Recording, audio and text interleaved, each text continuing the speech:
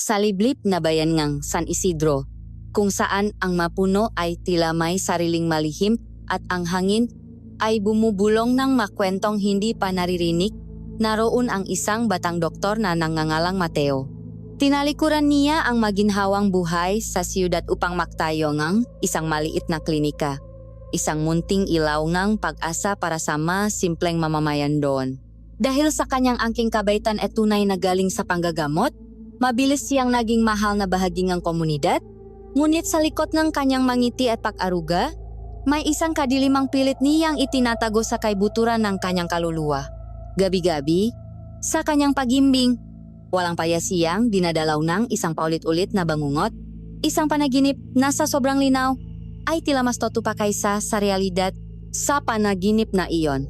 Palagi niyang nakikita ang kanyang sarili sa harap ng isang basak na salamin, ngunit hindi ang pamilyar niyang mukha ang nakikita niya. Sa halip, isang halimo ang nakatitik pabalik, isang nilalang na may mga matang nagliliyap na parang baga, at mahabang kuko na handang manlaslas ng laman. Palagi siyang nagigising na humihingal, basang-basang malamig na pawis, at may takot na unti-unting lumalamon sa kanyang buong pagkatao. Ang kanyang ina, si Elena, isang babaeng may napakabait na mukha ngunit may matang laging may bakas ng malalim na kalungkutan, ang tanging nakakapansin sa kanyang pinagdadaanan. "Anak, mukhang pagod ka na naman yata," ang malumanay niyang sasabihin habang hinahaplos ang buhok ni Mateo, at sa likod ng masalitang iyon, may bigat na hindi lubos maunawaan ng binata. Subalit, ang kanyang payapang araw ay madalas ding ginugulo ni Isabel, ang nag-isang anak ng pinakamayamang pamilya sa lugar, na may pagtingin kay Mateo. "Mateo, my love, masama na naman ang pakiramdam ko. Tingnan mo, parang mamamatay na ako sa sobrang pananabik sa iyo." Ang madalas na eksena nito sa loob mismong klinika na ikinababahala ni Mateo ngunit ikinatatawa na lamang ng ibang mapasyente. Ngunit sa gitna ng lahat ng ito, may isang balitang unti-unting gumagambala sa buong San Isidro. Ito ay ang misteryosong pagkawalan ng ilang mga taga-baryo na huling nakita malapit sa paanan ng malawak na gubat. Isang gubat na ayon sa mga matatanda ay isinumpa at may sariling buhay na humihila sa sinumang mangahas na pumasok dito. Habang papalubok ang araw, madalas na natatakpuan ni Mateo ang kanyang sarili na nakatingin sa madilim na kagubatan. Nararamdaman ang isang kakaibang tawag, isang hindi may paliwanag na koneksyon. Sa kadiliman ito nakasabay na nagpapaalala sa kanya ng halimaw, sa kanyang mga panaginip. Ang hindi niya alam, ang gubat, ang kanyang nga bangungot, at ang dugong na nanalaitay sa kanyang nga ugat ay makakaunay sa isang sumpang napakatagal ng natutulog at ngayon ay malapit ng magising.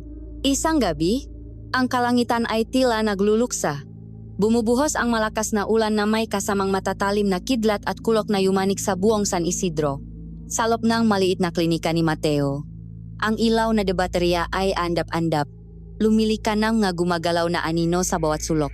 "Dok, sigurado ka bang tatapusin pa natin itong paglilistang ng mga gamot? 10:00 ng gabi at ang lakas ng ulan.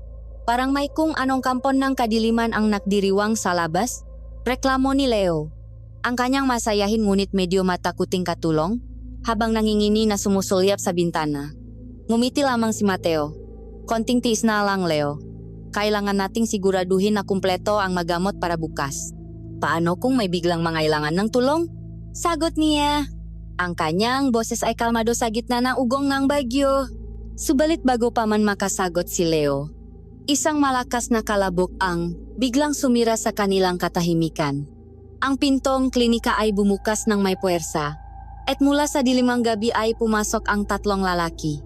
Hindi sila ordinaryong malalaki. Ang kanilang mabalat ay kulay lupa, tila hinubok ng hinat-ulan. Ang kanilang mamata ay may kakaibang kislap, parang mamata ng mababangis na hayop na sanay sa dilim.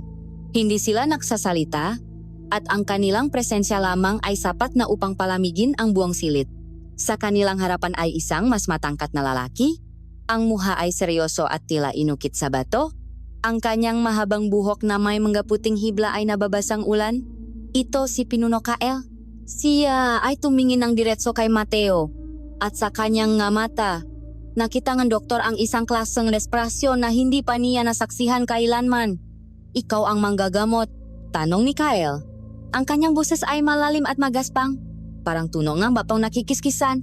Tumango si Mateo, pilit na itinatago ang kaba sa kanyang dibdib. Opo, ako nga. Anong may paglilingkod ko sa inyo? Sarado na ho ang klinika. Magalang niyang sagot. Hindi pinansin ni Kael ang sinabi niya. Ang anang pinuno. Naagaw buhay, sabi niya sa tonong hindi nangangailangan ng sagot kundi paksunot. Kailangan ka namin. Sasama ka sa amin. Si Leo, sa kabila ng takot, ay sinubukang maging matapang. Taka lang po, mabosing. Hindi naman po basta-basta pwedeng sumama si Doc. May proseso po yan. At saka, sino po ba kayo? Mga artista po ba kayo sa isang indie film? Mukhang makatotohanan ang acting ninyo, sabi niya, sabay tawa ng pilit. Isang matalim na tingin lamang mula kay Kael ang nakpatikom sa bibig ni Leo. Walang ano-ano'y kumilos ang dalawang kasama ng pinuno. Mabilis, tahimik, at may baksik. Hinawakan nila ang makabilang braso ni Mateo. Sandali, ano ito? Hindi ako pwedeng umalis basta-basta. Sigaw ni Mateo. Ngunit ang kanilang nakamay ay parang bakal na hindi maalis. Kinuhangis sa kanila ang kanyang lumang medical bag. Nang sinubukan ni Leo na tumabo palabas para humingi ng tulong, nahuli rin siya ng isa pa. Huwag! Isama niyo na ako, huwag niyo lang siyang sasaktan. Pakiusap ni Mateo. Tumango lang si Kyle. Walang salitang binitawan. Kinalat ka sila palabas sa gitna ngang rumaragas ang bagyo. Ang nakapagtataka, sa sandaling tumapak sila sa hangganan ng gubat, ang malakas na ulan ay tila, mahimalang humina at tuluyang tumigil, na parabang ang mismong kalikasan ay nagbibigay daan sa kanila. Ang tanging maririnig na lamang ay ang sarili nilang pahinga at ang kaluskos ng mga tuyong dahon sa ilalim ng kanilang nga paa. Ang daan ay madilim at maputik. Tanging ang sinak lamang ng buwan na sumisilip sa makapal na mga dahon ng puno ang nagsisilbing ilaw nila. Ang paglalakbay ay tila walang katapusan. Bawat puno na kanilang madaanan ay tila mahigantang nakabantay. Ang masanga ay parang makamay na nakaumang para dumaklot. Para kay Leo, ang bawat anino ay isang halimaw at ang bawat tunok ay isang banta. Boss, malayo pa po ba? Baka naman po pwede tayong makmerienda muna. May dala po akong biskwit dito. Bulong niya. Ngunit tanging katahimikan ang kanyang natanggap na sagot. Ngunit para kay Mateo, may ibang nararamdaman. Sa kabilang ng takot, may isang pamilyar na pakiramdam na unti-anting gumagapang sa kanya. Ang amoy ng basang lupa, ang anyong nga puno, ang kakaibang katahimikan ng gubat, lahat ng ito ay nagbigay sa kanya ng isang kakatwang pakiramdam na parabang nakapunta na siya rito dati. Isang alaala na hindi niya maintindihan, na lalong nagpabigat sa kanyang dibdib. Matapos ang tila walang hanggang paglalakbay, narating nila ang isang malaking kakahuyan na napapalibutan ng madambuhalang punong balete. Sa gitna nito ay isang nakatagong pamayanan. Ang bahay ay hindi gawa sa semento o yero. Ang gaito ay yari sa kahoy at mga baging na tila isinilang mula sa mga puno mismo konektadong mga tulay na gawa sa lubid.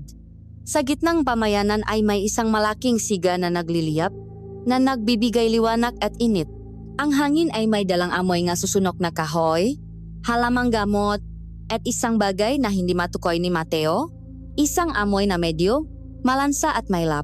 Mula sa dilingang nga kabahayan ay lumabas ang nga miyembrong tribo, nga lalaki, babay, at bata na may pare-parehong mamatang mapakmatiag at tila kumikinang sa liwanag na apoy.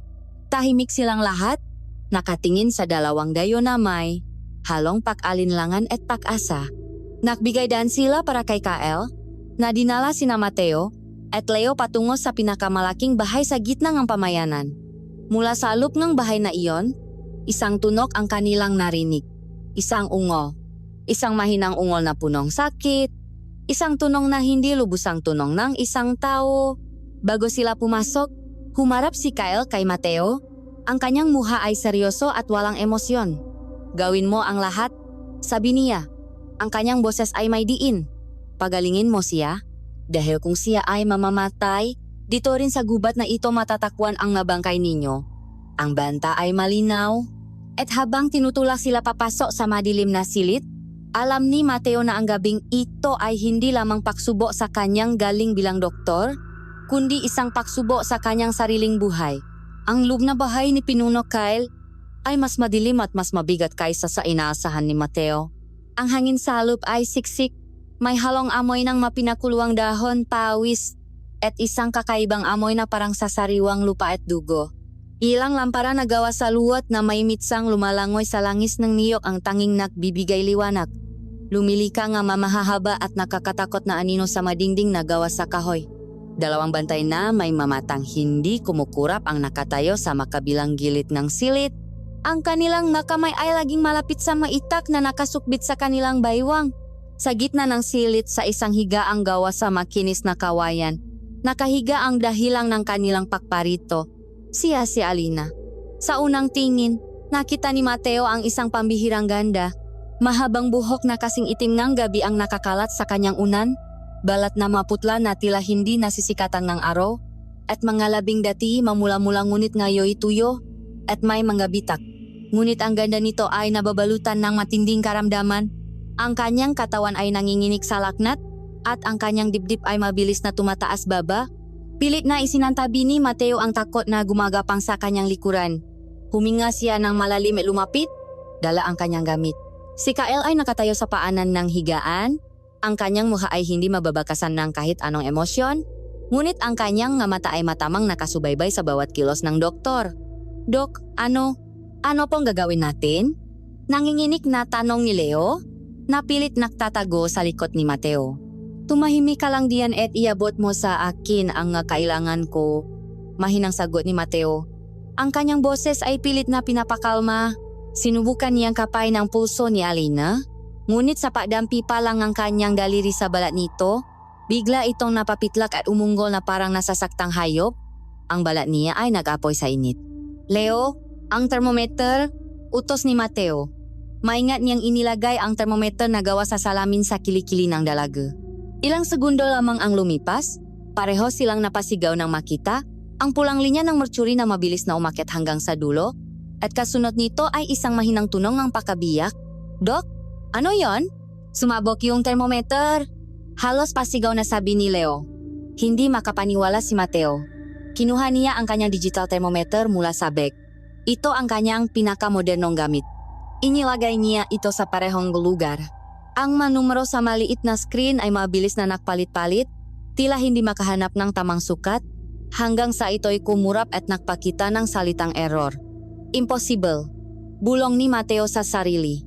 Anong klasang laknat ito na hindi masukat? Tumingin siya kay Kyle. Kailangan niyang gamot para sa laknat. Luba na siyang dehydrated? Tingnan ninyo ang kanyang ngalabi at mata. Lumapit si Mateo na may dalang isang basong tubig at isang maliit na tableta. Ngunit paglapit pa lang niya, biglang nakmulat na mamata si Alina. At sa sandaling iyon, napaurong si Mateo. Ang mamata nito ay hindi normal. Ang maito ay kulay abo. At sa dilim ng silid, ang maito ay tila may sariling liwanag. Isang liwanag na may lapat punong panganib. Bigla siyang nagsisigaw at nakpumiglas ng malakas sa kanyang mga pakakatali na gawa sa makakapal na baging. Ayoko niyan. Sigaw niya. Ang kanyang boses ay paos at garalgal. Tinabik niya ang baso ng tubig na hawa ni Mateo. At ito'y nabasa sa sahig. Pinuno, ano ito? May rabis ba siya? Takot siya sa tubig? Tanong ni Mateo habang sinusuri ang asintomas. Umiling si Kyle. Hindi yan lason. Ang sakit na yan ay nasa aming lahi. Isang pagsubok na dapat niyang pagdaanan. Ngunit ang sa kanya ay iba. Masyadong malakas, masyadong marahas. Matapos ang pagwawala, muling humiga si Alina, hingal na hingal. At sa kanyang pahina, may mga salitang lumabas sa kanyang bibig, isang bulong na halos hindi marinig. Uhaw, nauhaw ako, bigyan niyo ako ng sariwa. Kinilabutan si Leo. Ano daw, Dok? Sariwa? Baka po gusto niya ng sariwang buko juice? Tanong niya, sinusubukang magpatawa. Ngunit alam ni Mateo na hindi iyon ang ibig sabihin ng dalaga. Ang paraan ng pagkasabi niya, ang kislap sa kanyang mamata, ito ay isang pakauhaw na hindi kayang pawiin ng simpleng tubig. Lumipas ang mga oras. Sinubukan ni Mateo ang lahat. Tinurukan niya, ito ang gamot para sa lagnat at pampakalma. Ngunit tila walang epekto, ang lagnat ay hindi bumababa at ang mapagwawala ay lalong lumalakas. Sa bawat pagwawala, mas nakikita niya ang hindi pangkaraniwang lakas ng dalaga. Ang mabaging na nakatali sa kanya ay halos mapatit. Ang mabantay ay kailangan siyang hawakan ng may buwang lakas. Sa isang partikular na malakas na pagpupumiglas, biglang tumahimik ang lahat. Tumigil si Alina sa paggalaw at tumitik ng diretso sa mga mata ni Mateo. Sa loob ng 3 segundo, ang mabangis na liwanag sa kanyang mamata ay nawala. Ang nakita ni Mateo ay hindi isang halimaw, kundi isang babaeng takot na takot, isang babaeng humihingi ng tulong, na tila nakakulong sa loob ng sarili niyang katawan. Isang luha ang pumatak mula sa kanyang mata bago muling bumalik ang mabangis na anyo at siya ay muling nagsisigaw. Ang sandaling iyon ang nagpabago sa lahat para kay Mateo. Hindi na ito isang simpleng kaso lamang. May isang taong kailangan iligtas sa loop ng nagwawalang katawan na iyon. Nayanik ang buong pagkataon ni Mateo. Napagtanto niya na ang kalaban niya ay hindi isang virus o bakterya na pamilyar sa siyensya. Ito ay isang bagay na mas malalim, isang bagay na sinauna. Pagod at halos wala ng pag-asa, tumayo siya at hinarap si Kyle. Ang kanyang boses ay pagod ngunit puno ng bagong determinasyon. Pinuno, sabi niya, wala na akong magagawa sa mga gamit na dala ko. Sinubukan ko na ang lahat ng alam ko bilang doktor. Ngunit ang sakit niya ay hindi sumusunod sa anumang batas ng medisina na aking napag-aralan. Ang laknat na sumisira sa thermometer, ang lakas na hindi pangkaraniwan, ang pakauhaw sa isang bagay na hindi tubig, lahat ng ito ay hindi normal. Huminga siya ng malalim.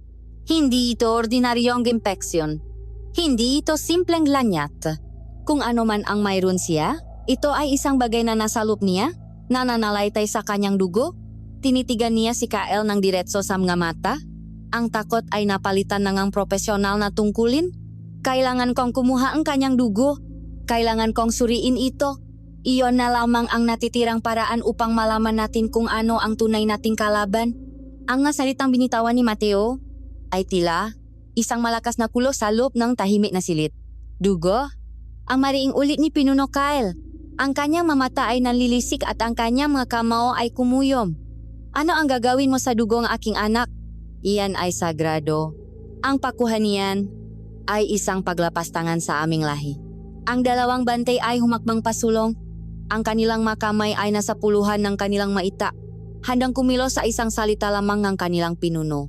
Naramdaman ni Mateo ang pagiting ng sitwasyon, ngunit sa halip na matakot, isang kakaibang katatagan ang bumalot sa kanya. Tumingin siya ng diretso kay Kyle. Hindi ito paglapastangan, pinuno. Ito ang ating tanging sandata. Sabi niya, ang kanyang boses ay matatak. Ang dugo ay parang isang aklat na nagsasalaysay ng lahat ng nangyayari sa loob ng katawan. Sa pamamagitan nito, malalaman ko kung anong uri ng lason, anong uri ng halimaw, ang pilit na sumisira sa kanya mula sa loop. Humakbang din siya palapit, hindi dahil sa pagamon, kundi dahil sa pagnanais na maunawaan. Kanina, sa gitnang kanyang pagwawala, nakita ko siya, malumanay niyang pagpapatuloy. Sa likod na mamatang iyon na punong baksik, nakita ko ang tunay ninyong anak, at siya ay umiyak, humihingi ng tulong. Para sa kanya, pinuno, nakikiusap ako, payagan ninyo ako. Nagkaroon ng mahabang katahimikan. Tinitigan ni Kyle si Mateo, sinusuri ang bawat hibla ng kanyang pagkatao. Nakita niya ang pagod sa mukhang doktor, ngunit nakita rin niya ang katapatan at determinasyon sa mamata nito. Sa huli, dahan-dahan siyang tumango. Pumapayag ako, sabi niya, ngunit sa isang kondisyon. Tumingin siya sa nanginginig na si Leo na nasa sulok. Maaari kang umalis at dalhin ang dugo, ngunit ang iyong kasama ay mananatili dito. Nanlaki ang mamata ni Leo. Po? Ako? Dito lang? Dok, huwag po. Baka gawin nila akong tinola pag-alis ninyo. Dok, parang awa niyo na? Isama niyo ako? Pagmamakaawa niya, halos maiyak na sa takot. Lumapit si Mateo kay Leo at hinawakan ito sa balikat. Leo, makinig ka. Kailangan ko itong gawin para mailigtas ang pasyente. Pangako, babalik ako. Hindi kita pababayaan, sabi niya, sinusubukang maging matatak para sa kanyang kaibigan. Ngumiti siya ng pilit. At saka, hindi ka naman siguro nila gagawing tinola. Baka sinigang ang mas gusto nila. Ang gabiro ay hindi nakatulong. Kinalakat nang mabantay si Leo papunta sa isang sulok, at doon siya pinaupo, binabantayan. Walang nagawa si Mateo kundi ang pakmasdan ito ng may bigat sa dibdib. Ngayon, hindi lang buhay ni Alina ang nakasalalay sa kanya, kundi pati na rin ang buhay ng kanyang kaibigan. Maingat na inihanda ni Mateo ang kanyang gamit.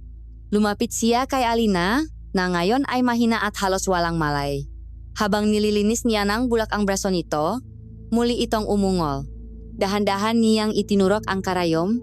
Ang dugo na pumasok sa hiringgilya ay hindi pangkaraniwan. Ito ay mas matingkat ang kulay, halos itim sa dilim, at mas malapot kaysa sa normal na dugo ng tao.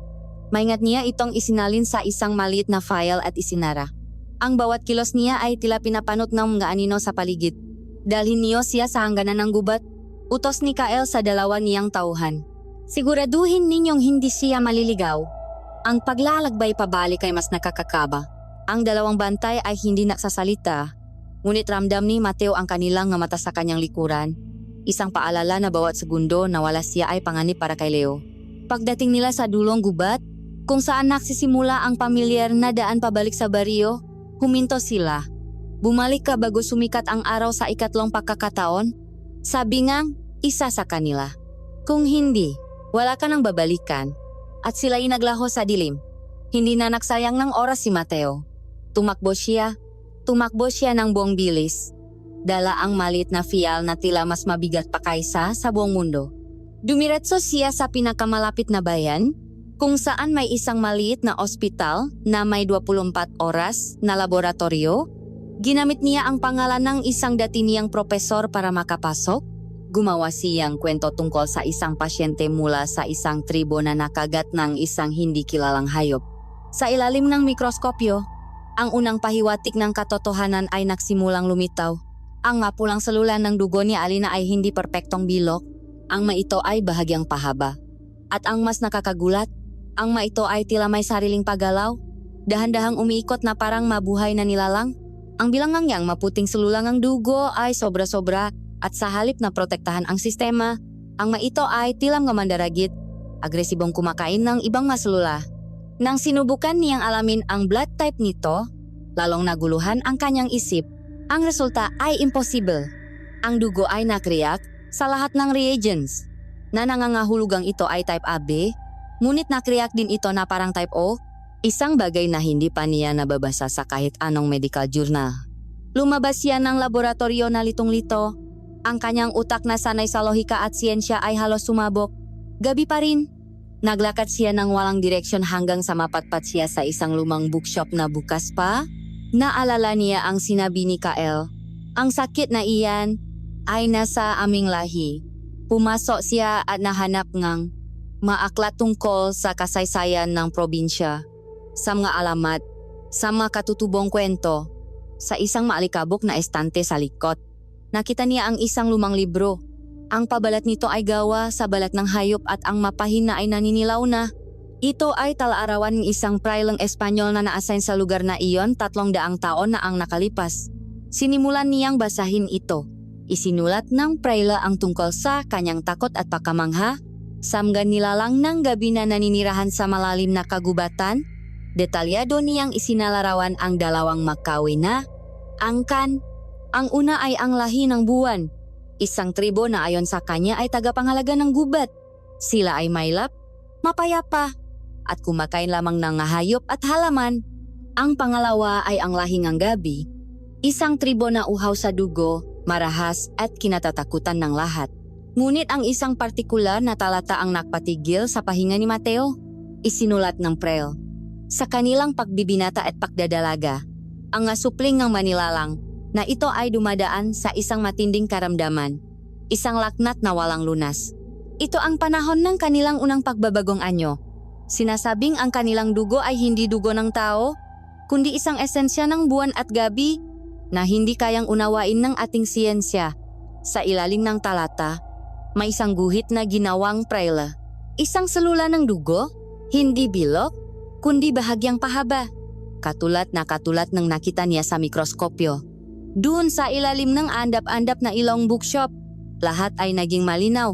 Ang mamatang kumikinang, ang lakas na hindi pangkaraniwan, ang pag-ayaw sa tubig, ang paghahanap sa sariwa, at ang dugong imposible. Biglang nanlamig ang buong katawan ni Mateo. Ang kanyang pasyente ay hindi tao. Ang kanyang pasyente ay isang aswang. At ang kanyang kaibigan, si Leo, ay bihag ng isang buong angkan ng maito. Binitawan niya ang libro. Ang salitang lahi ng buwan ay umaling-awngaw sa kanyang isipan. Ang takot na naramdaman niya kanina ay walang-wala kumpara sa bigat ng katotohanan ito. Kailangan niyang bumalik at kailangan niyang humanap ng lunas. Hindi para sa isang sakit, kundi para sa isang sumpa. Ang pagtakbo pabalik sa gubat ay ibang-iba. Ang bawat hakbang ni Mateo ay mas mabigat, hindi dahil sa pagod, kundi dahil sa bigat ng katotohanan ng kanyang dala. Ang gubat na dati misteryoso, lamang sa kanyang paningin ay ngayoy may bagong anyo. Isang anyo ng panganib at hiwagan na may pangalan, aswang. Ang bawat anino ay tila may mga matang nakamasit. Ang bawat kaluskos ng dahon ay tila isang babala. Pagdating niya sa hangganan, gaya ang kanilang sinabi, dalawang anino ang tahimik na lumabas mula sa likod ng mga puno. Walang salita, tumango lamang sila at nagsimulang maglakad, pabalik sa kanilang pamayanan, at si Mateo ay sumunod. Yakap-yakap ang luma at marupok na libro na tila ito ang kanyang kalasak. Ang paglalakbay ay mas nakakakaba ngayon. Pinagmasdan niya ang kanyang ngabantay. Ang kanilang nga kilos ay may kakaibang baksik at liksi. Ang kanilang nga paa ay halos hindi lumilikhang tunok sa tuyong madahon. Sila ay bahagi ng gubat at siya ay isang dayo sa kanilang kaharian. Dinala siya ng diretso sa harap ni Pinuno Kyle na naghihintay sa labas ng bahay kung nasaan si Alina.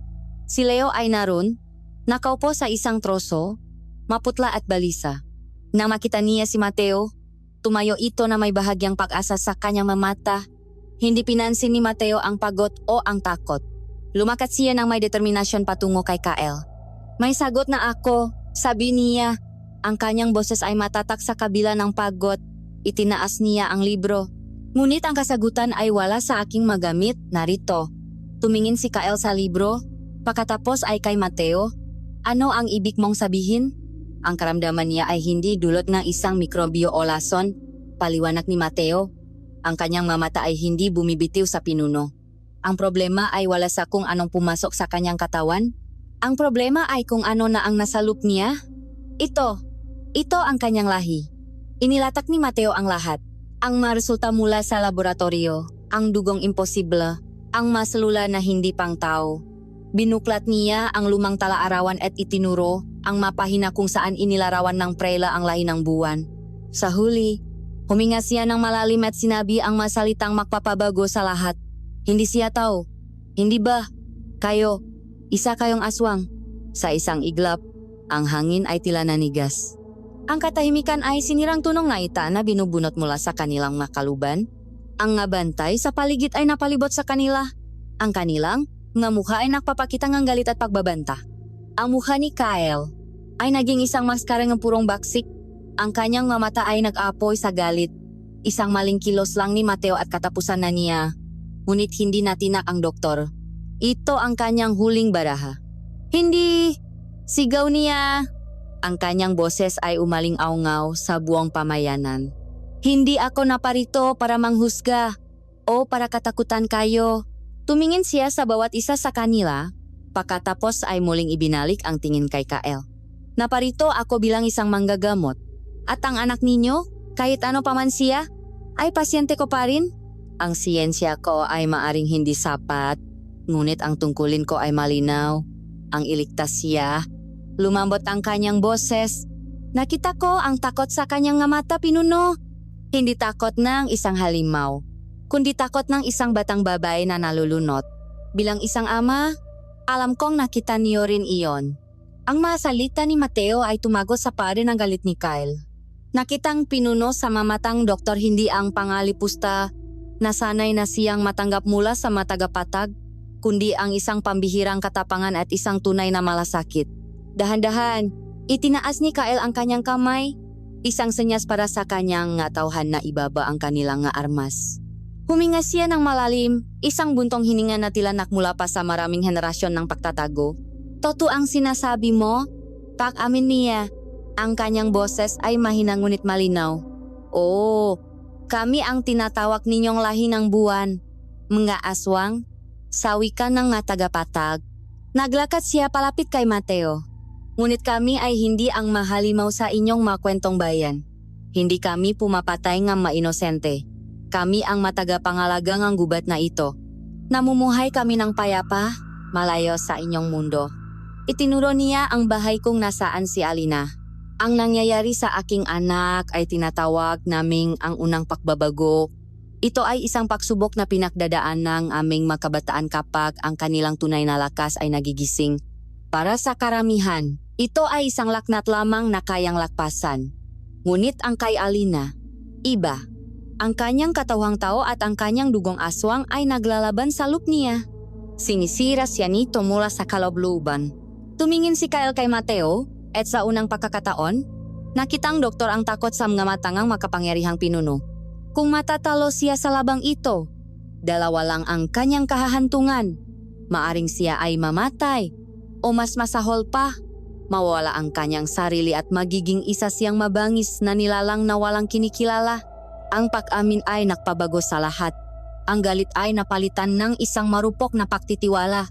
Mula ngayon, sabi ni Kael, hindi ka nabihak. Isa kang panawin sa aking pamayanan. Bibigyan ka namin ng pagkain at proteksyon. Ngunit hinawakan niya si Mateo sa balikat. Ang kanyang nga daliri ay may kakaibang lakas. Ngunit tandaan mo, Doktor, ang buhay na aking nag-isang anak ay nasa iyong makamay na ngayon. Huwag mo kaming bibiguin. Pinakawalan si Leo na mabilis na tumakbo sa tabi ni Mateo. Dok, toto ba? Grabe. Akala ko talaga katapusan na natin. Bulong niya. Nanginginig pa rin ngunit may halong pagkamangha. Hindi siya pinansin ni Mateo. Ang kanyang buong atensyon ay nasa bagong kaalaman na kanyang natuklasan. Hindi na niya kailangang gamutin ang isang sakit. Ang kailangan niyang gawin ay tulungan si Alina na mahanap ang balanse. Napakasunduin ang dalawang kalikasan na naglalaban sa loob niya. Pumasok siyang muli sa silid ni Alina. Siya ay mahimbing na natutulog. Ngunit ang kanyang pahinga ay hindi pa rin pantay. Lumuhod si Mateo sa tabingang kanyang higaan. Hindi na isang halimaw ang nakikita niya, kundi isang mandirigma na lumalaban sa isang digmaang siya lamang ang nakakaalam. Dahan-dahan, iniabot niya ang kanyang kamay at hinawakan ang nunito. Ang balat niya ay nagapoy pa rin sa lagnat. Ngunit sa pagkakataong ito, hindi siya umunggol o pumiglas. Sa halip, sa kanyang pagtulok, tila bahagya siyang gumalaw palapit sa palat ng doktor na parabang nakahanap siyang kaunting kapayapaan sa gitna ng kanyang sariling kaguluhan. At doon, sa tahimik na sandaling iyon, nagsimula ang isang ugnayan na mas malalim pa kaysa sa ugnayan ng isang doktor at pasyente. Ang nga sumunod na araw ay naging linggo. Ang matinding takot na dating bumabalot sa puso ni na Mateo at Leo ay unti-anting napalitang ng isang kakaibang uri ng pamumuhay, isang routine na nababalot pa rin ng tensyon ngunit may puwang na para sa pag-unawa. Sa pahintulot ni Pinuno Kael, isinantabi muna ni Mateo ang kanyang nga aklat at kaalaman sa modernong medisina. Naintindihan niyang ang kalaban dito ay hindi kayang talunin ng tableta o ng hiringgilya. Sa halip, sinimulan niyang pag-aralan ang kalikasan sa paligid niya sa tulong ng isang matandang babaylan ng tribo, isang babaeng kulubot na ang balat ngunit may mga matang puno ng karunungan ng daan-daang taon. Sa una, nahirapan si Mateo. Ang kanyang isip na sinanay sa siyensya ay pilit na hinahanapan ng lohika ang bawat halamang itinuturo sa kanya. Ngunit habang tumatagal, natutunan niyang makinig hindi lang sa mapaliwanag na matanda, kundi sa mismong bulongang gubat. Nalaman niyang may mga dahon na nakakapagpalma ng isip, mga ugat na nagpapabagal sa mabilis na tibok ng puso, at isang pambihirang bulaklak. Isang bulaklak na kulay puti na parang sinak ng buwan. Nasa gabi lamang namumukatkat at may halimuyak na tila kayang paamuin kahit ang pinakamabangis na nilalang. Sa pamamagitan ng pagpapakulong ng talulot ng bulaklak na ito kasama ang ilang piling ugat, nakalika si Mateo ng isang uringang saa. Ang kulay nito ay maputla at ang amoy ay mahinahon. Sa unang pagkakataong ipinainom niya ito kay Alina, nakaroon ng pagbabago.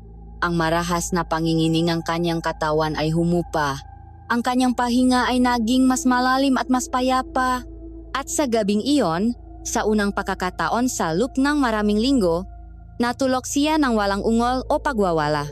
Ito ang kanilang unang tagumpay. Dahil sa unti-unting nakaroon si Alina ng sandali ng kalinawan. Sa una, ito ay ilang minuto lamang, ngunit sapat na para makapagsalita siya. Salamat. Ang una niyang salita kay Mateo. Ang kanyang boses ay mahina at paos, ngunit para sa doktor. Ito ang pinakamagandang musikang kanyang narinig. Sa mga gabing walang tulog, habang ang buong pamayanan ay tahimik, doon sila nakakaroon ng pagkataong mag-usap. Sa una, si Mateo lamang ang nagsasalita. Kinukwento niya ang tungkol sa siyudad, sa mga matataas na gusali, sa mga sasakyang mas mabilis pa sa USA. Ngunit isang gabi, nagsimulang makwento si Alina. Alam mo, bulong niya, ang pakiramdam. Para bang may dalawang lobo sa loob ko. Isang puti at isang itim. Palagi silang naglalaban. At sa tuwing mananalo ang itim, nawawala ako. Sa makwento niya, nalaman ni Mateo ang tungkol sa kanilang lahi. Ang lahi ng buwan ay hindi mahalimaw. Sila ay kanila lang na may malalim na koneksyon sa kalikasan. Bawat puno, bawat ilog ay sagrado sa kanila. Ikinuwento niya ang kanyang takot sa pagbabagong anyo, ang takot na baka tuluyan siyang lamunin ng itim na lobo at makalimutan kung sino siya. Habang nakikinig si Mateo, isang pamilyar na damdamin ang kanyang naramdaman. Ang mabangungot ko. Sabi niya kay Alina, ganun din ang pakiramdam. Nagiging halimaw ako. At may galit sa puso ko na hindi ko maintindihan. Sa pagkakataong iyon, sa gitna ng dalawang makaibang mundo, nakahanap sila ng isang bagay na pareho sa kanila. Ang pakiramdam na may isang bahagi ng kanilang sarili na hindi nila kontrolado. Ang kanilang mapag-usap ay naging mas malalim. Naging kanlungan nila ang isa't isa. Ang dating ugnayan ng doktor at pasyente ay unti-unting nag-ibang ang anyo. Ang simpleng pag-abot niya ng tasangan sa ay nakakaroon ng bahagyang pagdampingang kanilang makamay na nagdudulot ng kuryente. Ang matingin nila ay nagtatagal, nagsasabi ng mga bagay na hindi kayang bikasin ng kanilang ngalabi. Habang si Mateo ay abala sa pag-alaga kay Alina, si Leo naman ay abala sa kanyang sariling paraan ng survival. Ang takot niya ay naroon pa rin, ngunit natutunan na niyang dalhin ito ng may kasamang katatawanan. Upang hindi maging pabigat, sinubukan niyang tumulong sa mga gawain. Isang araw, tinuruan niya ang nga batang aswang kung paano gumawa ng eroplanong papel.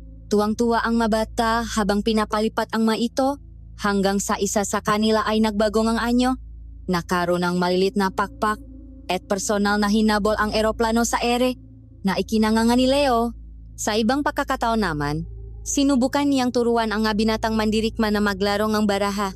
Ngunit sa halip na maglaro ng tong-its, mas naging interesado ang na ito na gamitin ang nga baraha bilang target ng kanilang nasumpitan at laging si King of Hearts ang kanilang pinupuntirya.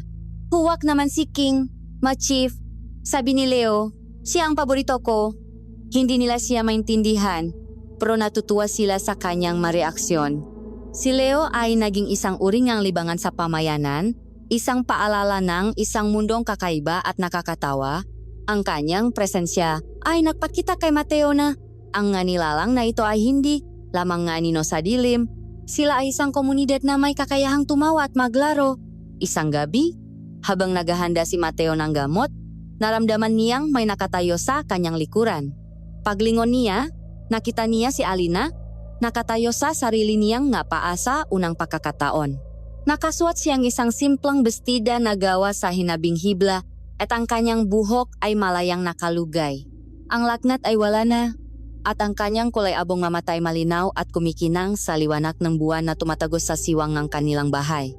Mateo, sabi niya, ang kanyang boses ay malakas na ngayon. Salamat sa iyo. Pakiramdam ko, ako na ulit. Lumapit si Mateo sa kanya, dala ang tasa ng saa.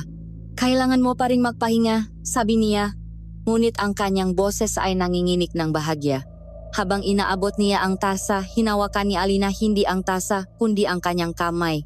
Ang pagdampingang kanilang, mabalat ay nagpadala ng init sa kanilang buong katawan. Huwag mo akong iwan.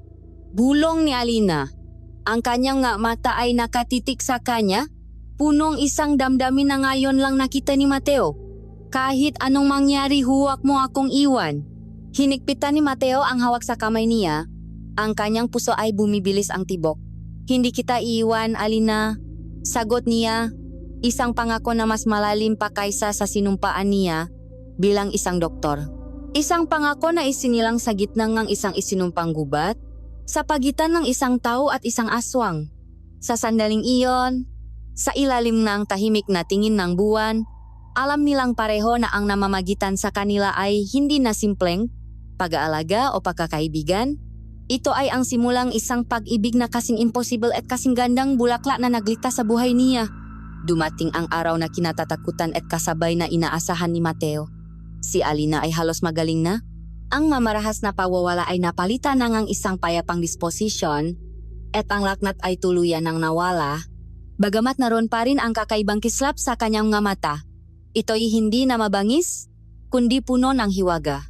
Isang umaga, ipinatawag ni Pinuno Kael sina Mateo at Leo. Ang kanyang muka ay seryoso pa rin, ngunit wala na ang dating pagbabanta. Ang aking anak ay ligtas na, salamat sa iyo, manggagamot, sabi niya. Isang pambihirang pag-amin ng pasasalamat mula sa isang pinunong tulad niya. Malaya na kayong umalis, ihahatid kayo nga aking matauhan pabalik sa inyong daigdig. Ang balita ay dapat na maging masaya, ngunit isang lungkot ang biglang bumalot kay Mateo. Ang pag-alis ay nangangahulugang paghihiwalay nila ni Alina. Ang kanilang pamamaalam ay tahimik ngunit puno ng emosyon. Sa tabi ng isang maliit na sapa, kung saan unang namukatkat ang bulaklak na buwan, doon sila huling nag-usap. Babalik ka ba? Tanong ni Alina. Ang kanyang boses ay isang bulong na dala ng hangin. Hahanap akong paraan, sagot ni Mateo. Hinawakan ang kamay nito. Pangako, makikita tayong muli. Sa huling pagkakataon, tinitigan niya ang kulay abong mga mata nito at itinatak sa kanyang isipan. Ang paglalakbay palabas ng gubat ay tila mas mabilis. Pagdating nila sa hangganan, ang sikat ng araw ay tila sumilaw sa kanilang nga mata na nasanay sa dilim ng kakahuyan. Dok, ligtas na tayo. Akala ko talaga magiging panghabang buhay na tayong taga-timplangang sa adon. Masayang sabi ni Leo, lumuluhod pa at humahalik sa lupa. Pagbalik nila sa San Isidro, para silang mamulto na muling nabuhay. Ang balitang kanilang pagbabalik ay mabilis na kumalat. Gumawa silang isang kwento na sila ay napatpat sa isang malayong tribo sa kabundukan upang gamutin ang isang biglang epidemya at nawalang ng komunikasyon. Siyempre, si Leo ang nakdakdang na makukulay na detalye na may kasama pang pak-atake na maligaw na baboy ramo at paktawit sa mga gumuguhong tulay. Ang mataga-baryo ay masaya sa kanilang pagbabalik, ngunit ang pinakadramatiko sa lahat ay si Isabel. Mateo, my love, buhay ka. Akala ko kinain ka ng mga limaw sa gubat, sigaw niya. Sabay, yakap ng mahigpit sa doktor na pilit namang kumakawala.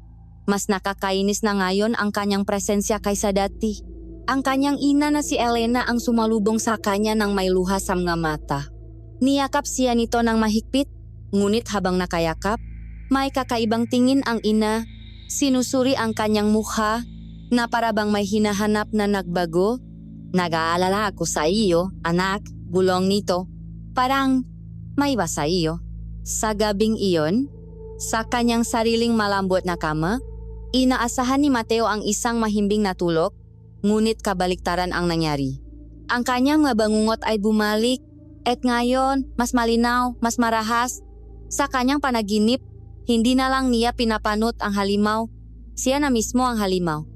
Ramdam niya ang paglaki ng kanyang makalamnan, ang pagabang ng kanyang kuko, ang pagnalit ng kanyang pangil. Ramdam niya ang isang galit na primatibo, isang uhaw na hindi mapawi.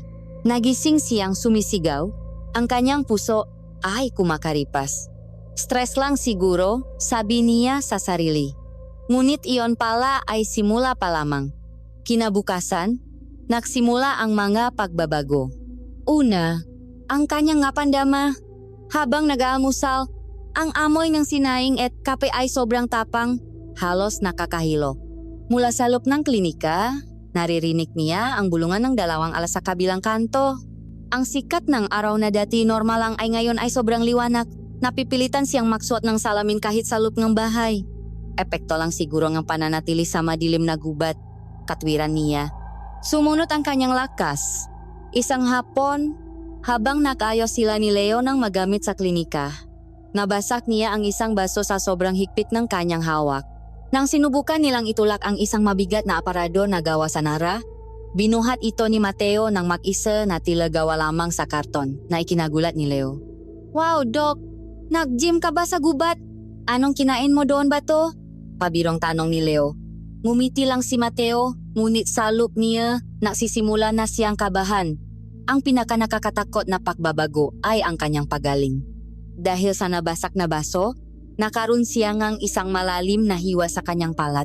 Nilinis niya ito, nilagyan ng gamot at benda. Bilang isang doktor, alam niya na aabutin ito ng 1 linggo o higit pa bago tuluyang gumaling. Ngunit kinabukasan, nang tanggalin niya ang benda para palitan, halos hindi siya makahinga sa kanyang nakita. Ang malalim na sugat ay naging isang manipis na kulay rosas na linya na lamang, at kinagabihan, bago siya matulog, wala nang kahit anong bakas ng sugat. Malinis, makinis, impossible. Dito na nagsimulang magpanik si Mateo. Isang taong siyensya na ang sariling katawan ay lumalabak sa lahat ng batas ng kalikasan na kanyang pinag-aralan. Ano ito? Isang hindi kilalang virus? Epekto ba ito ngang halamang gamot na kanyang tinikman sa gubat? O nahawa ba siya sa kung anong mayroon si Alina? Hindi niya nanatiis. Isang gabi, nang mag-isa na lamang siya sa klinika, ginawa niya ang isang bagay na hindi niya inaakalang gagawin niya. Kumuha siya ng sarili niyang dugo. Ang kanyang makamay, na dati kalmado sa tuwing may hawak na hiringgilya, ay nanginginih ngayon. Maingat niyang inilagay ang isang patak sa slide at inilagay sa ilalim ng mikroskopyo. Sa una, normal ang lahat. Ngunit habang inaayos niya ang focus, nakita niya ito, ilan, hindi marami, ngunit naroon sila. Manggaselula na hindi perpektong bilog, manggaselula na bahagyang pahaba, maselula na katulad ng nakita niya sa dugo ni Alina. Nanlamig ang buong katawan niya, ang sumpa, ang karamdaman, ang pagiging, anuman iyon, ay nasalop na rin niya. Parang binuhusan ng malamig na tubig, napatakbo siya palabas ng kanyang malit na laboratorio.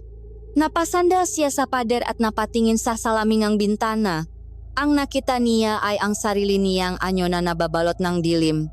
Ngunit may iba. Tinitigan niya ang kanyang nga mata.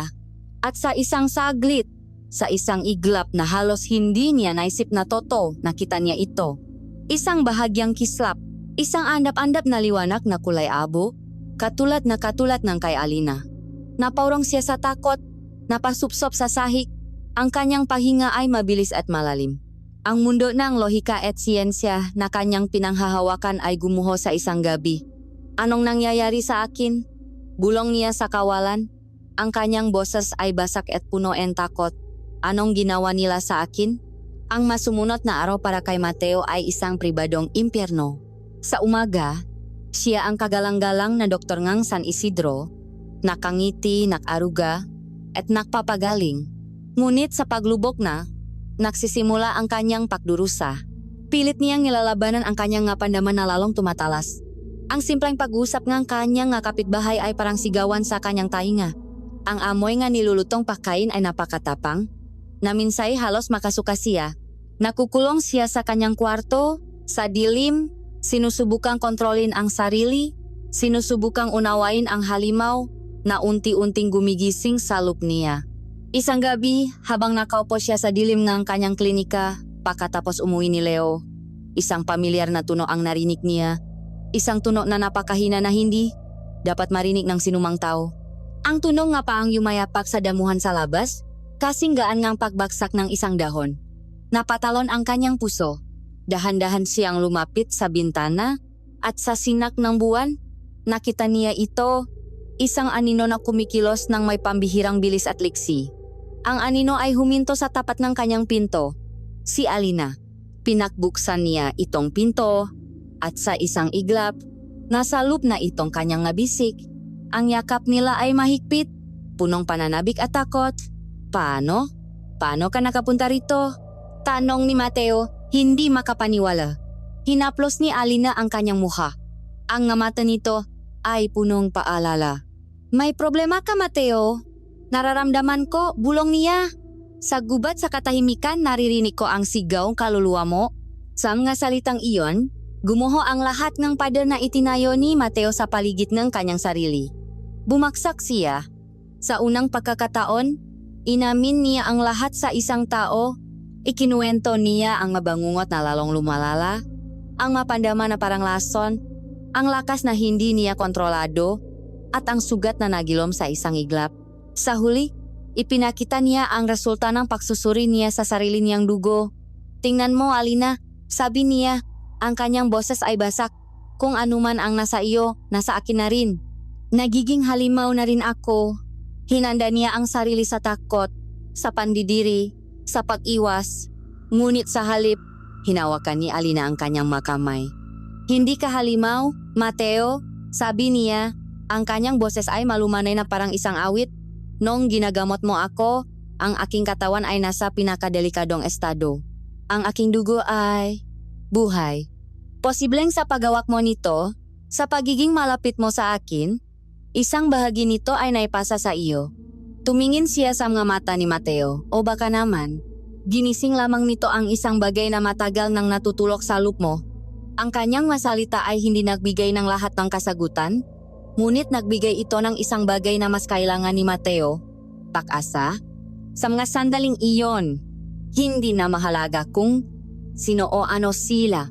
Ang mahalaga, magkasama sila. Dahan-dahan, inilapit niya ang kanyang muka sa dalaga at sa ilalim ng maputlang sina ng buwan na tumatagos sa bintana, ibinigay nila ang kanilang unang halik. Isang halik na nagsimula sa desperasyon, ngunit natapos sa isang pangako, isang kanlungan na kanilang natakbuhan sa isa't isa. Bago sumikat ang araw, kailangan nang umalis ni Alina. Mag-ingat ka, Mateo, sabi niya. Hahanap akong kasagutan mula sa aming mga nakakatanda. Babalik ako. Sa kanyang pag-alis, isang mahabang hiblang ang kanyang buhok na kulay abo at pila ang nalaglag at naiwan sa puting kot ni Mateo na nakasampay sa isang silya. Isang maliit na bagay na hindi nila napansin, ngunit isang bagay na magiging mitsangang isang mas malaking pagsabok. Kinabukasan, habang naayos nang magamit si Elena sa silid ni Mateo, napansin niya ang doctor's coat. Kinuha niya ito upang laban, ngunit isang bagay ang kumuha ng kanyang pansin. Ang isang hiblang buhok, hindi ito ordinaryong buhok. Masyadong mahaba, masyadong makintab na parang metal, at may kulay na hindi pangkaraniwan. Sa sandaling nahawakan ito ni Elena, natigilan siya. Ang lahat ng kulay ay nawala sa kanyang mukha. Ang kanyang mga kamay ay nagsimulang manginig. Isang takot na mas malalim pa sa pag-alala ng isang ina ang makikita sa kanyang mamata. Isang takot na sinauna at puno ng alaala. Hinintay niya ang pag-uwi ni Mateo. Nang pumasok ang binata sa pinto, hindi na ang malumanay na ina ang sumalubong sa kanya. Isang babaeng may matigas na anyo at nanilisik na mamata ang humarap sa kanya. Saan galing ito, Mateo? Tanong niya. Ang kanyang boses ay malamig at matalim. Sabay taas ng hibla ng buhok. Huwag kang magsisinungaling sa akin. Alam na alam ko kung anong uri ng buhok ito. Buhok itong isang tagalahingang buwan. Nagulat si Mateo. Paanong? Kaya paanong alam ng kanyang ina ang pangalan ng lahi ni Alina? Ma, ano hong pinagsasabi ninyo? Buhok lang yan. Huwag ako, Mateo. Sigaw ni Elena. Isang sigaw na punong sakit at galit na ngayon lang narinig ng binata. Akala mo ba wala akong alam? Akala mo ba sa siyudad ako lumaki? Sa isang baryo na malapit lang sa gubat na ito ako isinilang.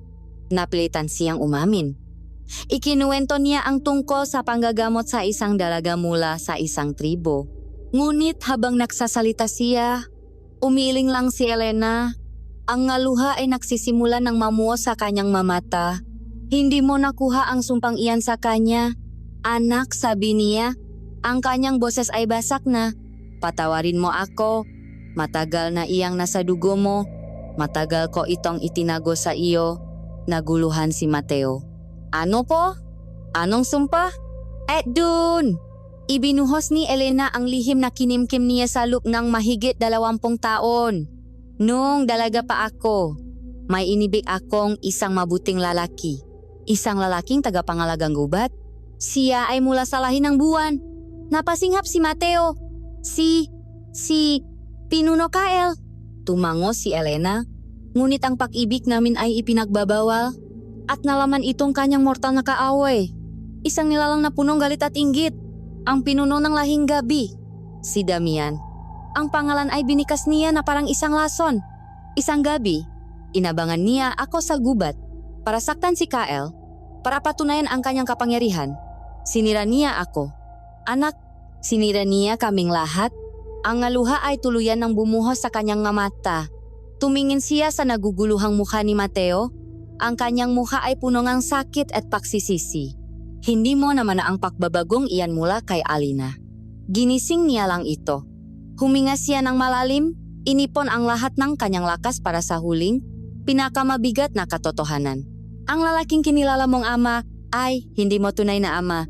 Patawarin mo ako, anak. Ang tunay mong ama ay ang halimaw na sumira sa akin. Ang tunay mong ama ay si Damian. Ang salita ni Elena ay parang kidlat na humampas sa gitna ng kaluluwa ni Mateo. Ang sahik na kanyang tinatapakan ay tila gumuho at siya ay nahulog sa isang walang katapusang bangin ngang kadiliman. Si Damian, ang pinuno ng lahi ng gabi, ang halimaw sa makwento, ang kanyang ama. Hindi siya makapagsalita. Ang kanyang isip, nasanay sa paghahanap ng mga lohikal na kasagutan, ay blanko. Ang tanging naririnig niya ay ang mabilis na paktibok ng kanyang puso, na parang isang tambol na nagbabadya ng digmaan. Ang kanyang ina ay umiyak sa kanyang harapan. Ngunit ang ngaluhan nito ay tila nasa kabilang panig ng isang makapal na salamin. Wala siyang maramdaman kundi isang nanlalamig na pakiramdam ng pagiging marumi, na tila ang dugong na nanalaitay sa kanyang nga ugat ay isang lason. Hindi, iyon lamang ang salitang paulit-ulit na lumalabas sa kanyang bibig. Isang walang saysay na pagtanggi sa isang katotohanang sumasampal sa kanya. Ang matinding emosyonal na dagok ay nagsilbing mitsa.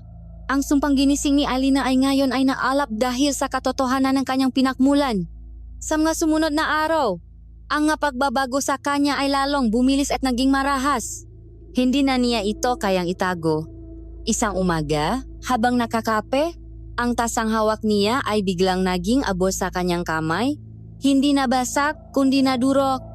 Ang kanyang nga mata ay madalas nang kumikislap ng kulay abo kapag siya ay nagugulat o nagagalit. Isang bagay na napapansin na ni Leo. At ang galit, iyon ang pinakamasama sa lahat. Isang maitim at primatibong galit ang kumukulo sa ilalim ng kanyang pagkatao.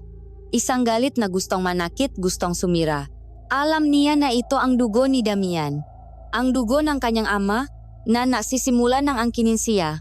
Samantala, sa kalaliman ng gubat, ang katahimikan ng lahi ng buwan ay nasira. Isang tagamanmanalaging nakabantay sa hangganan ng baryo ang nakulat kay Pinuno Kael. Pinuno, ang iyong anak, sabi ng mandirigma. Lihim siyang bumalik sa manggagamot. Ang mukha ni Kael ay naalap sa galit. Ano? Nakita ko siya, Pinuno? Pumasok siya sa tahanan ng dayo sa dilim ng gabi. Ang balita ay sapat na para magising ang natutulog na put ng Pinuno. Hindi lang paksway ang ginawa ng kanyang anak, kundi isang malaking kapabayaan na maaring maglagay sa kanilang buong lahi sa panganib. Desperado at naguguluhan, si Mateo ay nagtungo sa lugar kung saan sila huling nakita ni Alina sa tabi ng sapa na may mabulala na buwan. Kailangan niya itong makita. Kailangan niyang sabihin dito ang katotohanan. Ngunit paano? Paano niya sasabihin sa babaeng mahal niya na ang dugo ng kaway ng kanilang lahi, ang dugo ng halimaw na sumira sa nakaraan nito, ay ang mismong dugong dumadaloy sa kanyang ugat habang siya ay nakaupo sa isang bato. Sinasabunutan ang sariling buhok sa pakalito. Naramdaman niya ang isang presensya. Pagangat niya ng kanyang ulo, naroon si Alina, tumatakbo palapit sa kanya. Ang kanyang muka ay puno ng pag-alala. Muli, naramdaman niya ang paghihirap ni Mateo. Mateo? Anong nangyayari? Tanong niya.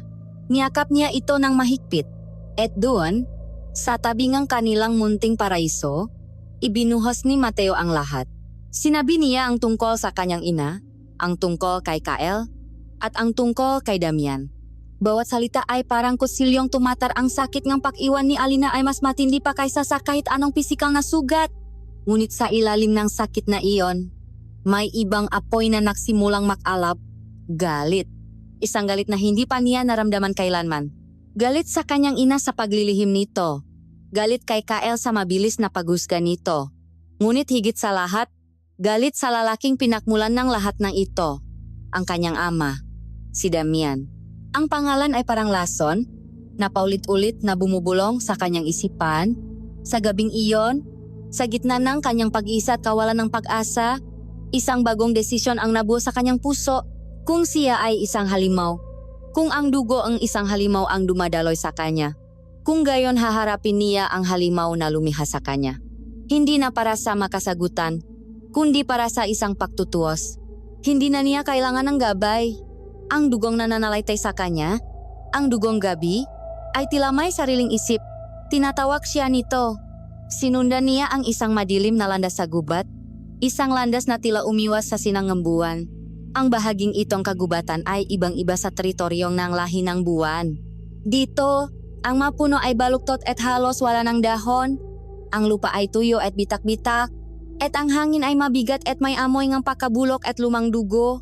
Walang huni nga ibon, walang ingay nga kuliglig, tanging isang nakabibinging katahimikan. Gamit ang kanyang nga pandaman na lalong tumatalas, sinundan niya ang amoy isang amoy ng kapangyarihan at karahasan. Matapos ang ilang oras na paglalakbay sa masangsang na kadiliman, narating niya ang kanilang pugat. Hindi ito isang pamayanan. Isa itong kampo nga mandirigma. Itinayo sa isang malawak at batuhang lugar kung saan walang tumutubong halaman. Ang makubo ay gawas sa mga itim na kahoy at balat ng mahayop. Walang kaayusan. Nakasabit sa maposta ang mabungo ng baboy ramo, usa, at iba pang malalaking hayop sa gubat. Ang mamiyembro ng lahi ng gabi ay maingay at magugulo. Nainuman silang isang maitim na alak mula sa mga bungo, naktatawanan ng malakas, at nakawe sa malilit na bagay. Ang batas dito ay malinaw. Ang lakas ang siyang nasusunod. Nang pumasok si Mateo sa liwanag ng kanilang malaking siga, lahat ng ingay ay huminto. Lahat ng mamata ay napako sa kanya. Agad siyang pinalibutan ng mga mandirigma. Ang kanilang gapangil ay nakalabas at ang kanilang mata ay nag-apoy sa hinala. Sino ka? Tanong ang isa, habang inaamoy ang hangin. Amoy tao ka? Ngunit may bahit ngang dugo ngang gabi? Isang mestizo. Naparito ako para makita si Damian. Sabi ni Mateo. Ang kanyang boses ay matigas, walang bakas ng takot. Nagtawanan ang mandirigma. At sino ka sa tingin mo para utusan ang ating pinuno? Sabi ngang isa pa. Ako ang anak niya. Sagot ni Mateo. At ang salitang ana ay lumabas sa kanyang bibi na may kasamang pait. Ang kanyang pag-amin ay nadulot ng katahimikan na sinundan ng mas malakas na tawanan. Ngunit bago pa man sila makakilos, isang malalim at makapangyarihang boses ang umaling-aungaw mula sa pinakamalaking kubo. Pabayaan niyo siya. Hayaan ninyong lumapit ang aking munting pagkakamali. Lumabas mula sa dilim si Damian. Siya ay mas matangkat at mas malaki kaysa kay Kael. Ang kanyang katawan ay puno nga peklat mula sa daan-daang labanan. Nakasuot siya ng balat na isang malaking itim na lobo at sa kanyang nga mata, mayroong isang talino at kalupitan na higit pa sa isang simpleng halimaw. Ngumisi siya nang makita si Mateo. Sa wakas, nakpakita rin ang alalang pilit kong kinakalimutan. Sabi niya, ang kanyang boses ay puno ang pangungutya. Anong kailangan mo sa akin, batang tao? Naparito ka ba para yakapin ang iyong ama? Naparito ako para sa ina ko, sigaw ni Mateo. Ang galit na kanyang kinikimkim ay sumabog. Naparito ako para pagbayaran mo ang ginawa mo sa kanya. Muling tumawa si Damian, isang tawang malamig at walang kagalakan. Ang iyong ina? Si Elena. Isang matamis na bulaklak na pag-ari ng aking kaawe. Kinuha ko lang kung ano ang dapat ay sa akin. Lumakat siya paikot kay Mateo. Sinusuri ito na parang isang hayop. At bilang resulta, ikaw. Isang eksperimento. Naisip ko, ano kaya kung makalika akong isang supling na kayang maglakad sa ilalim ng araw? Isang espya sa mundo ng matao. Ngunit nabigo ako. Huminto siya sa harap ni Mateo. Dinungisan kang iyong pagpapalaki. Ang iyong puso ay puno nga walang kwentang emosyon. Pag-ibig, awa, paghihiganti. Lahat iyan ay kahinaan ng matao. Hindi iyan kahinaan. Iyan ang nagpapaiba sa atin sa mahalimaw na tulad mo. Sagot ni Mateo. Talaga ba? Sabi ni Damian. Ang kanyang ngisi ay nawala at napalitan ngang isang mapanganib na anyo. Kung gayon, patunayan mo. Ipakita mo sa akin ang lakas ng pagiging isang tao. Sa isang iglap, sumugot si Damian. Masyadong mabilis. Hindi nakakilos si Mateo. Isang malakas na suntok sa sikmura ang nagpaluhod sa kanya. Habang hirap siyang huminga. Ang dugo natin ay hindi para sa pag-ibig, bata. Sabi ni Damian habang nakatayo sa kanyang harapan. Ang dugo natin ay para sa kapangyarihan. Para sa pangiibabaw. Ito ang ating kalikasan. Sa sobrang galit, sumigaw si Mateo at sumugod din. Ginamit niya ang lahat ng kanyang bagong lakas at bilis. Ngunit para kay Damian, ito ay laro lamang ng isang bata. Bawat suntok ni Mateo ay iniwasan niya ng walang kahirap-hirap. Bawat atake ay sinasalubong niya ng isang mas malakas na ganti. Hinawakan ni Damian ang braso ni Mateo, pinilipit ito at inihagis siya sa lupa na parang isang basahan. Ang laban ay tapos na bago pa man ito magsimula. Dahan-dahang lumapit si Damian sa nakahandusay na si Mateo na umuubo ng dugo. Itinapak niya ang kanyang paa sa dibdib nito. Nakikita mo ba? Iyan ang kahinaan mo, sabi niya, habang nakatingin sa mamatang kanyang anak. Puno kang galit, ngunit hindi mo alam kung paano ito gamitin. Nariyan ang kapangyarihan sa iyong maugat, ngunit takot kang yakapin ito. Inalis niya ang kanyang paa.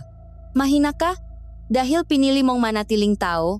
At dahil diyan, wala kang silbi sa akin.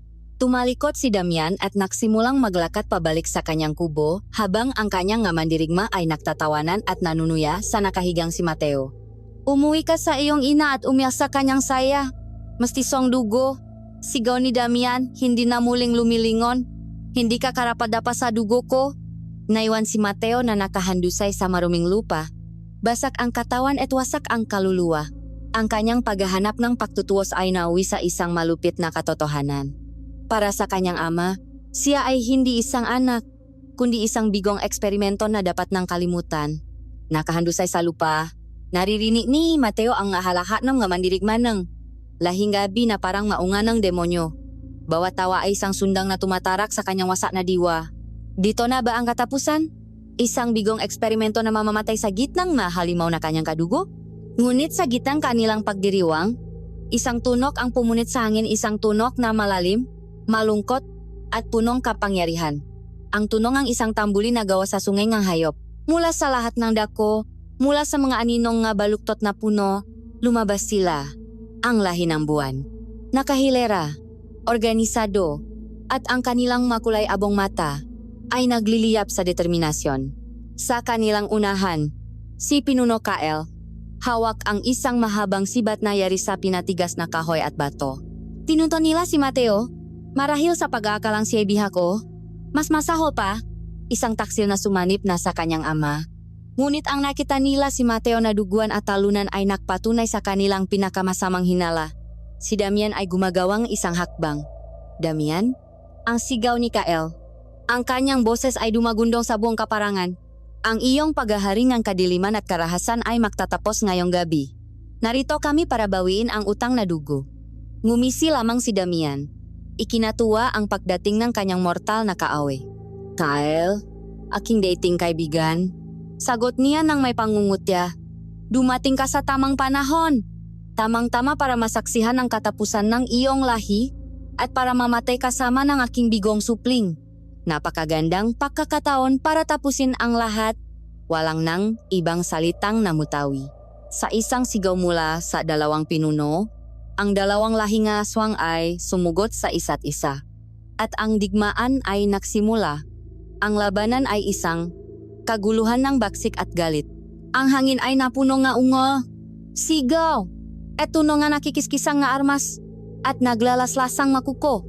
Dumana ang maitim na dugo sa bita-bita na lupa. Nakita ni Mateo ang pakakaibang dalawang lahi. Ang mamandirigmang buwan ay lumalaban ng may disiplina. Parang isang pek ng malobo, nagtutulungan, at gumagamit ng bilis at talino. Sa kabilang banda, ang mamandirigma ng gabi ay lumalaban ng may purong baksik, bawat isa para sa kanyang sarili, sumusugot na parang mabaliw na walang iniintindi kundi ang pagwasak. Sa gitna ng kaguluhan, pilit na bumangon si Mateo. Ang sakit ng kanyang katawan ay walang-wala kumpara sa sakit ng kanyang kaluluwa. Kaninong panik siya? Sa lahing babaeng mahal niya na ngayon ay kinasusuklaman siya? O sa lahing kanyang ama na itinuring siyang isang basura? Wala siyang kakampi? Kaya lumaban siya para sa sarili. Umilak siya sa mga atake mula sa makabilang panik. Tinutulak ang sinumang sumusugot sa kanya. Hindi para manakit, kundi para lamang mabuhay. Sa gitna ang labanan, ang dalawang pinuno ay nakpang-abot. Si Kayla, si Damian. Ang kanilang pagtutuos ay hindi lamang isang laban ng lakas, kundi isang sayaw ng lumang galit. Bawat hampas ng sibat ni Kyle ay sinasagot ni Damian ng isang mabigat na wasiwas ng kanyang malaking ita. Dahil sa babaeng iyon, hindi ba? Sabi ni Damian habang sila ay naglalaban. Hanggang ngayon, umiiyak ka pa rin dahil mas pinili niya ako. Hindi ka niya pinili. Sigaw ni Kyle. Nilapastangan mo siya sa isang iglap ng pakakataon. Nahuli ni Damian ang sibat ni Kyle.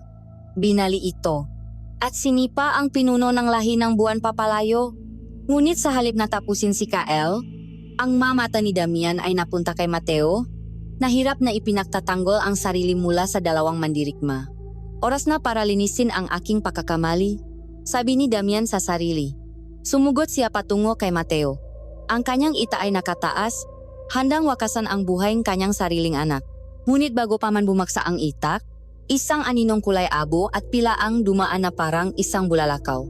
Si Alina. Nakatakas siya mula sa kanyang bantay at sinundan ang kanyang ama. Tumayo siya sa pagitan ni Damian at Mateo. Ang kanyang mabraso ay nakadipe at ang kanyang mamata ay nagliliyap ng mas maningning pa kaysa dati. Hindi mo siya sasaktan. Sigaw niya. Ang kanyang boses ay may kapangyarihang hindi pa naririnig ni Mateo dati. Natigilan si Damian, bahagyang nagulat at labis na natutuwa. Ang anak ng aking kauwe, ipinagtatanggol ang aking dugo. Tumawa siya. Napaka-sentimental. Isang kahinaan na naman mo sa iyong ama. Itinaas niya ang kanyang ita para saktan si Alina. Alina, ang nakakayani na sigaw ni Kyle. Nang makita niyang nasa panganib ang kanyang anak, nawala ang lahat ng kanyang paalinlangan. Ang galit niya kay Damian at ang pagkasuklam niya kay Mateo ay napalitan ng isang mas makapangyarihang damdamin, ang pag-ibig ng isang ama. Sumugot si Kyle, hindi na para sa paghiganti, kundi para iligtas ang kanyang anak. Nahanap niya ang kanyang sarili na lumalaban sa tabi-tabi ni Mateo. Likot sa likot, ipinagtatanggol si Alina mula sa mga sumusugot na mandirigmang gabi. Isang pansamantalang alyansa na isinilang sa gitna ng desperasyon. Ang labanan ay umabot sa sukdulan. Ngunit sa pinakamatinding sandaling ang kaguluhan, isang boses ang pumailan lang sa lahat ng ingay. Isang boses na hindi aswang. Isang boses ng tao. Tigil. Lahat ay napahinto. Lahat ay napalingon. Sa hiliden ni Kapoke ni Kaylavanang nakatayo si Elena. Ang kanyang damit ay marumi mula sa paglalakbay. Ang kanyang muka ay punong luha. Ngunit ang kanyang mamata ay nakaalap sa isang tapang na ngayon lang nakitang lahat. Dahan-dahan siyang naglakad papasok sa gitna ng digmaan. Ang maaswang, kapwa mula sa buwan at gabi, ay napaurong. Naguguluhan sa presensyang isang mahinang mortal sa kanilang gitna. Huminto siya sa pagitan ni Kyle at Damian. Tiningnan niya si Kyle, ang lalaking minsan niyang minahal. Minahal kita, Kyle, sabi niya. Ang kanyang boses ay nanginginig. Ngunit ang pag-ibig na iyan ay nilunot at pinatay ng walang katapusan ninyong pag-alitan. Pagkatapos, hinarap niya ang halimaw na sumira sa kanyang buhay. At ikaw, Damian, sabi niya, at sa pagkakataong ito, ang kanyang boses ay puno ng lakas. Kinuha mo ang aking katawan, ngunit hindi mo kailanman nakuha ang aking kaluluwa. At ang bunga ng iyong kasamaan, itinuro niya si Mateo ay nakaroon ng isang pusong hindi mo kailanman maunawaan. Isang pusong mas tao pa kaysa sa iyo. Inihayak niya ang lahat.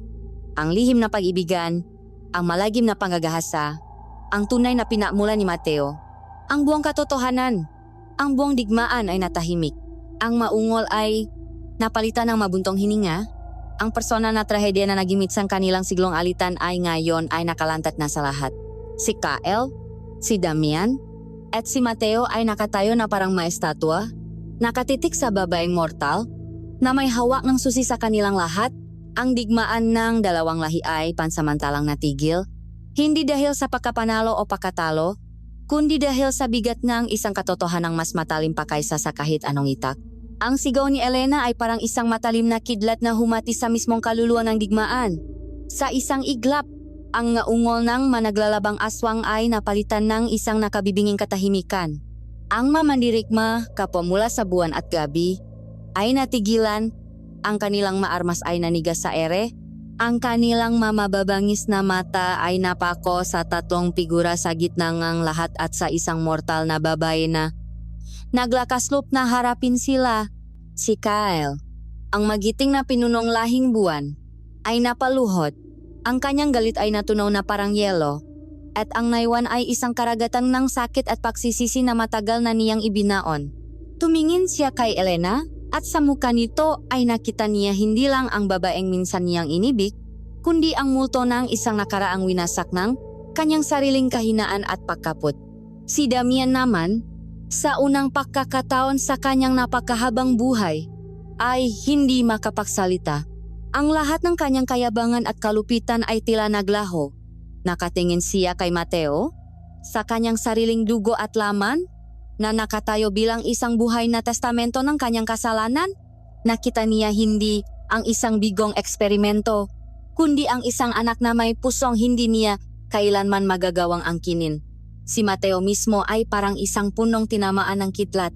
Ang lahat ng piraso nga niyang magulong pagkatao, ang doktor, ang bangungot, ang halimaw, ang anak ay nagsama-sama sa isang masakit ngunit buong larawan. Tumingin siya kay Kyle, ang ama na sanay sa kanya. Tumingin siya kay Damian, ang amang ayaw niyang angkinin. At tumingin siya sa kanyang ina, ang babaeng dumanas ng lahat para sa kanya. Si Alina ang unang kumilos. Dahan-dahan siyang lumapit sa tabi ni Mateo at hinawakan ang kamay nito. Hindi ito isang kilos ng paksuway o pag-ibig lamang, kundi isang kilos ng pakakaisa sa gitna ng kanilang pinagsasaluhang sakit, ang simpleng pagdampi na iyon ang bumasak sa katahimikan.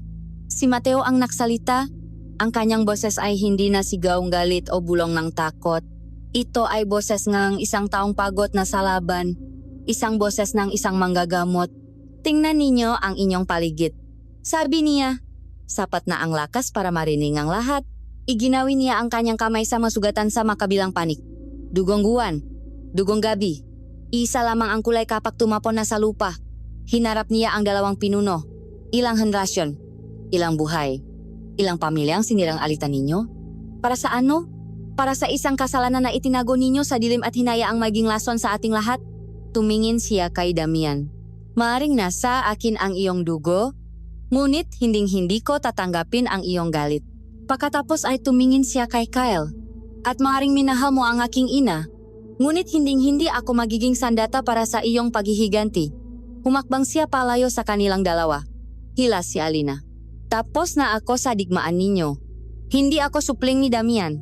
Hindi ako kaaliado ng buwan. Ako si Mateo. At ako ay isang manggagamot. Ang aking sinumpaang tungkulin ay ang magilom nga sugat, hindi ang magbigay nito. Ang kanyang masalita ay tumago sa pusong lahat. Si Kyle, na may maluhang dumadaloy na ngayon sa kanyang napisngi, ay dahan-dahang tumayo at binitawan ang kanyang armas. Lumakat siya palapit kay Elena. Patawad, bulong niya. Patawad? Elena? Sa lahat ng aking pakukulang? Patawad? Si Damian ay nanatiling nakatayo. Ang kanyang orgulo, ang kanyang kayabangan, ay nakikipaglaban sa katotohanang nasa harapan niya. Tumingin siya kay Mateo, na ngayon ay nagsisimula nang gamutin ang isang sugatang mandirigma ng gabi. Tumingin siya sa kanyang anak na tumalikot sa kanyang pamananamput. Sa isang marahas na sigaw pakasuklam sa sarili, inihagis ni Damian ang kanyang malaking ita sa lupa. Tapos na ang digmaan. Sabi niya, hindi isang paksuko, kundi isang pagod na pag-amin. Ang dalawang lahi, sa utos ng kanilang mapinuno, ay dahan-dahang umatras. Dala ang kanilang sugatan. Sa gabing iyon, walang nanalo, ngunit sa unang pagkakataon, walang natalo. Lumipas ang mga buwan, isang marupok na kapayapaan ang namayani sa gubat. Sa ilalim ng kasunduan, si Mateo at si Alina ang naging tulay. Si Mateo, gamit ang kanyang kaalaman sa medisina, ay nagpagaling sa makaramdaman ng parehong lahi na hindi kayang lunasan ng masinaunang ritual. Si Alina naman, gamit ang kanyang tapang at pag-unawa, ay naging boses ng diplomasya. Pinakugnay ang nga pamilyang nasira ng alitan. Isang hapon, nakaroon ng huling pag-usap sina Kyle at Elena sa tabing ang sapa. Dun, nagpatawaran sila at tuluyan ng isinara ang aklat ng kanilang nakaraan. Si Damian ay nanatiling mailap, ngunit isang umaga, nakakita si Mateo ng isang bungkos ng pambihirang halamang gamot sa labas ng kanyang klinika, isang uri na sa teritoryo lamang ng lahing ang gabi matatakpuan. Walang nasabi, ngunit alam ni Mateo na iyon ay isang tahimik na pakilala mula sa isang amang hindi marunong mamahal. Sa huli, sa isang parang na nasa pagitan ng dalawang teritoryo, sa ilalim ng sabay na liwanang buwan at gabi tuwin, naganap ang isang kasal. Ang kasal ni na Mateo at Alina. Ang seremonya ay simple ngunit makasaysayan. Ang lahi ng buwan at ang lahi ng gabi ay dumalo. Nakatayo sa makabilang panik, hindi bilang makawe, kundi bilang nga saksi. Naroon si Kael, na nagatit sa kanyang anak na may ngiti at luha. Naroon si Elena, ang kanyang puso ay puno ng kapayapaan.